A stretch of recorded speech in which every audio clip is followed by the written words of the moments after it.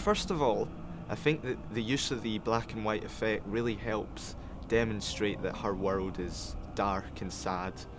Well, at least that's what I thought of it. I like the way that the dream scenes and the black and white contrasted. It really helped, you know, differentiate between the two kind of moods, you know.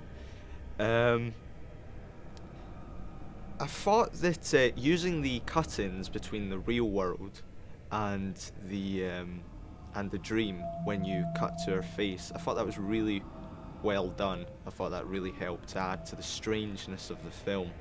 But I also thought that if I hadn't been told via the question that the black and white was the real world, I would have had difficulty knowing at times. Because there was a part in the film where it went from one dream into another dream, almost a dream inside a dream, and that was a bit confusing to me. The only way I kind of really knew that it wasn't real was via the question, so that was a bit. Also, I had trouble kind of finding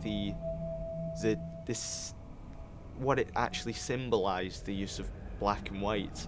I mean, in the end scene, you see her ripping up the bear and it's in black and white. Well, what does it mean? Why is it in black and white? I didn't really get that.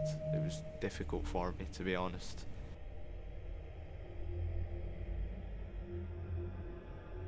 Mine.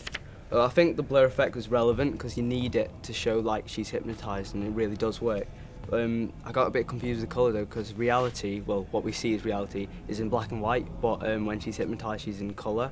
So I know I got a bit confused, but it actually does make sense. It really does work. So the film on a whole was very emotive all the way through. I felt particularly sad towards the teddy at the end because it's kind of a brutal attack. But the main character, I think, was portrayed as quite a troubled person with a troubled past, so it's quite emotive all the way through. It made me feel quite sad and depressed.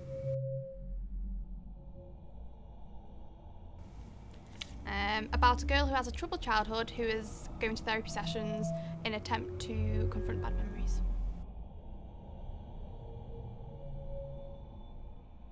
I like the scene where they intercut the forest of the therapy session. The contrast between the stressful and surreal forest of the pictures and then the calm therapy session was very interesting.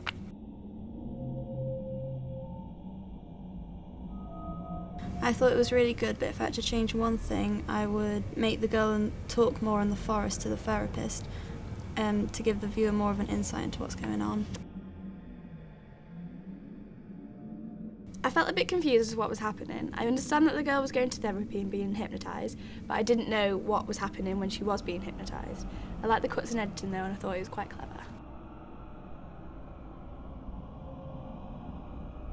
Yes, I thought the whispering added panic and added an element of horror to the film and made it feel more real.